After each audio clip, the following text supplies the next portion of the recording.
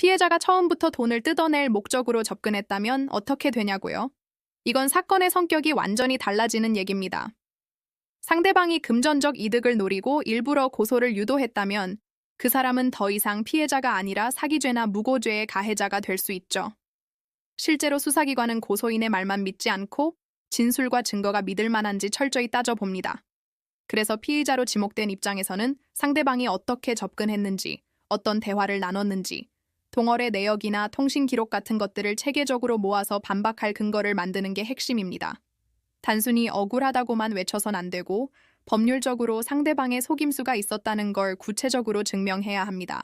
만약 사기 목적이 인정되면 오히려 역으로 고소해서 법적 책임을 물을 수도 있으니 전략적으로 대응하는 게 중요합니다.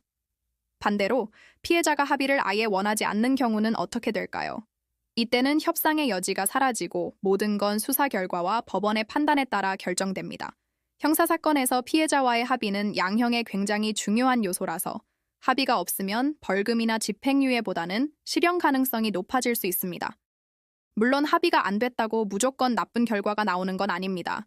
초범인지, 범행 동기가 무엇인지, 반성하는 태도를 보이는지 등 여러 가지를 함께 보거든요. 그래서 합의가 어려울 땐 피해자 진술에 허점은 없는지 따져보거나 다른 유리한 사정들을 적극적으로 주장하는 전략이 필요합니다.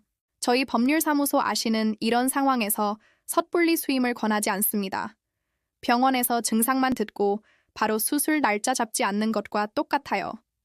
우선 의뢰인의 이야기를 충분히 듣고 사실관계, 시점, 증거, 절차를 하나씩 짚어보면서 어디서부터 잘못됐고 무엇부터 해야 할지 함께 그림을 그려나갑니다. 그래야만 진짜 해결책이 보이니까요. 예를 들어 형사사건이라면 경찰 조사 단계부터 재판까지 저희는 성공보수 같은 조건 없이 사건 자체에만 집중합니다. 민사사건은 단순히 소송에서 이기는 걸 넘어 실제 돈을 받아낼 수 있도록 재산조사와 강제집행까지 처음부터 함께 설계하죠. 부동산 분쟁은 공인중개사 자격까지 활용해 계약 구조와 권리관계를 함께 분석하고요.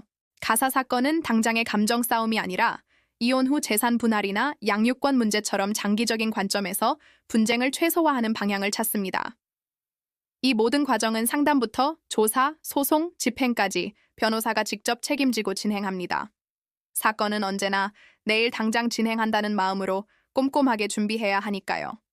이런 기준으로 형사, 민사, 가사, 부동산, 행정사건 전반을 다루는 곳이 바로 법률사무소 아신입니다. 구체적인 상담이 필요하시면 영상 아래 설명글을 참고해주세요. 구독과 좋아요는 보다 꼼꼼한 법률 콘텐츠를 만드는 데 큰 힘이 됩니다.